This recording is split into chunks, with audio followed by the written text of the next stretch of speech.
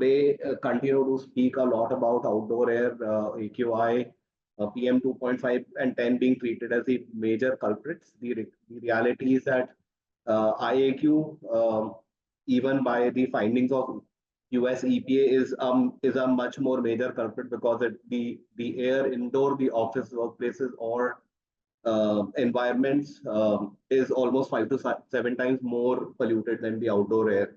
So that's the reality.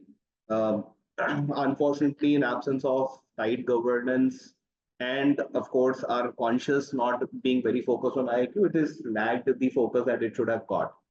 I think all of us do agree that today a lot of people post-COVID became very health conscious. They started monitoring the calories that they take, started monitoring the number of steps that they take. But I think we still have kept ourselves away consciously, subconsciously, unconsciously from the air that we breathe. We really don't bother much about it, whether we need to look into it.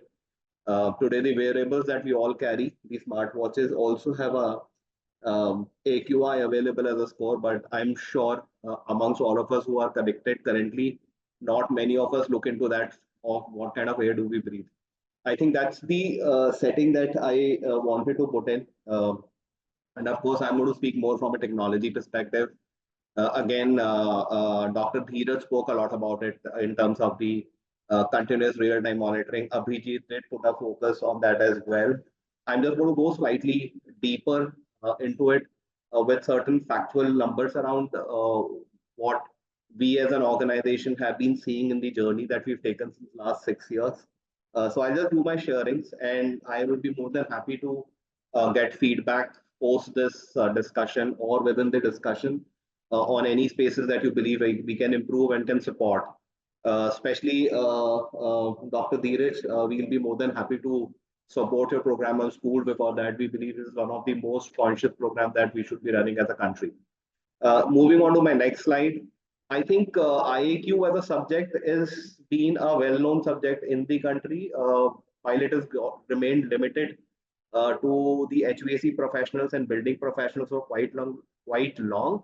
I also do believe that over the last 7, 8, 10 years, since Delhi started facing a lot of problem of smog and AQI being breached towards October, November, December period, I think today common people do identify it as a relevant subject, although they still rely a lot in terms of what government can do for their, to control this. Now, within the buildings, again, as I said, this has been a subject which has been known, but I think our way of treating the indoor air or looking at the indoor air was that most of the building owners or developers or facility managers have been doing more of tick in the box, which means that they typically look at this more from a periodic check, which would mean that maybe a quarterly, half yearly, or maybe a annual audit. To look at what kind of air quality is existing within their own premise. Now, this is something like, believing that I do my blood pressure checks maybe twice or thrice or 4 times a year. And in between, I believe that everything is fine. Now, we all know that's not the reality, correct? With the variables today, we typically try and monitor our even blood pressures today to ensure that our heart rates, blood pressure, everything remains normal and within control so that we do not get into a reactive mode, but instead take a corrective preemptive action even before something goes wrong. The other problem, I think, which traditionally IAQ has faced, I think it's not India, but globally as well. Typically, when we talk about IAQ, our focus has always been around PM 2.5, PM 10, and of course, to some extent on CO2. But I don't believe anybody today consciously, when we talk about air quality, looks at anything beyond that, even subconsciously. Even in the discussion that we had, our major focus till now was PM 2.5 and CO2, right? So I think that's again a challenging situation because there are surely many parameters within the air quality which go beyond these two. These are the most commonly talked about, but there are parameters which go beyond this. So if I talk about volatile organic compounds, they are definitely one of the more, more strongly present pollutants inside any work built environment and their impact on the health productivity of people who occupy this space is really very, very harsh. We've all heard about, I think, sick building syndromes and building related illness, which is BRI. I think VOCs are a lot of times huge contributor to that parameter. So I think that's been again a problem with the traditional IAQ monitoring, that we typically tend to kind of limit our focus on very few parameters. As I earlier said, most of the times when you do periodic checks, you are fundamentally into a reactive approach with regards to any corrective action. So it's like, I got a stomach pain and then I went to the doctor to look at what my, what the issue with my stomach was. And then I realized that I was anyway just carrying a tumor for long years and I never got my health checkup done on a routine basis, on a regular basis. And now it has become something which is an unbearable thing. Fourth, I think again, there are surely risks with regards to the occupants that who work out of those spaces that carry these. Abhijit again touched upon a very significant point. The reality is that almost about 85 to 90% of our time gets spent indoors, right? Now, whether it is my home or my work built office or schools, the reality is we spend 90% of our time inside indoors. Now, that is a very, very significant time being spent if you were to look at the 24-hour clock. Now, if my indoor air quality is not good, and as US EPA has already established that it is 5 to 7 times more dangerous than the outdoor air quality, then I for sure am exposing myself or anybody else that I'm talking about on a higher risk of having issues with regards to my health. Abhijit spoke about cognitive risk that we have, and of course, there are productivity challenges which comes along with it. Now, this is something which I think we've spoken about. Now, how does IoT help into this? Now, what IoT does is that now typically, if people on this session for who do understand IoT as a subject or who do not understand IoT as a subject, I have a slide which is behind this. I'll first put on that, and then I'll come back to this slide. Now, if you just wanted to understand IoT as a subject, IoT architectures get divided into 4 layers. The first layer is called a sensing layer. Now, the sensing layer, now IoT is Internet of Things. Okay, just for people who, in case they were not able to relate what IoT meant.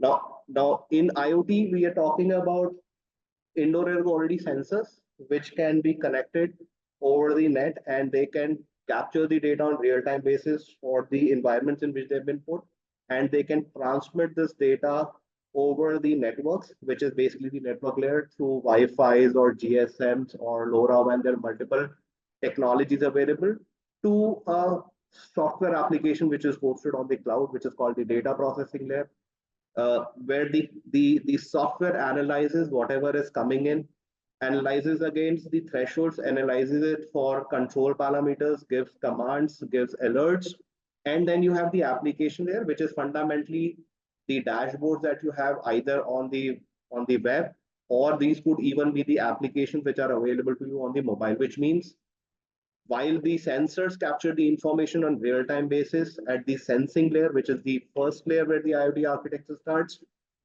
you as a user or an occupant or an impacted individual get to see that information on real-time basis, either on the web or on the mobile or on both, depending on what kind of role that you have within that organization. So that's the advantage, that IoT does continuous real-time monitoring, does the analysis at its own end, and sends the processed information for the individuals who are impacted directly and indirectly to take an informed decision. So that's the way the data flows. I'm hoping that within the brief, I've been able to explain how IoT works. Now, if I was to go back to my previous slide, now that's the advantage. One, you're getting a real-time monitoring. Now, as I said, our typical focus when we talked about IoQ has got limited to PM 2.5, 10, CO2, and TRH from a comfort point. But then the reality is there are many, many more parameters which do impact the human health and productivity adversely. Some of these are listed on the right-hand side. These do include nitrogen dioxide. We cannot today we cannot rule out the possibility of nitrogen dioxide getting inside our indoor spaces. Reason being, there is vehicular traffic everywhere across India, and Delhi is one of the most densely populated city when it comes to traffic. You talk about Bangalore, Hyderabad, even go to tier 2, tier 3 cities. I think India today has a lot of beaming traffic which is there on the roads. Now, every time ICT engine gets driven, there is vehicular transmission that is going to happen, and that gas is going to penetrate through your environment through the along with the fresh air. So that's a reality. So nitrogen dioxide is another parameter. TVOCs are very commonly found. Whether you talk about your cleaning agents that are used for cleaning your desks or floors, you talk about carbon dust. There are a lot of volatile organic compounds which do come out. Even for that matter, you'll be surprised the aroma diffusers which get used inside your washrooms or office spaces, if they're alcohol based, they also do emit volatile organic compounds, and overexposure of these VOCs as per WHO standards about for 20 minutes can be dangerous to human health. Now, of course, each human body has a different metabolism and a different strength uh, uh, to fight infections. So everybody may not be impacted similarly, but then there is a probability that it may go up. So there are lots of parameters which do impact. So advantage with IoT sensors is that you're not looking at a limited range of the pollutant, but you look at a wider range, and this comes to you on a real-time basis. This is being transmitted. As I said earlier, these do get transmitted over the Wi-Fi slash GSM slash LoRa networks or other way of transmission to the software and applications that are hosted on the cloud. And from there, these get conveyed or communicated back to the users or the people who get impacted or the administrators, either as web dashboards or mobile applications. The advantage is that so what you can monitor can also be controlled. And now that's a philosophy that we've all known for ages.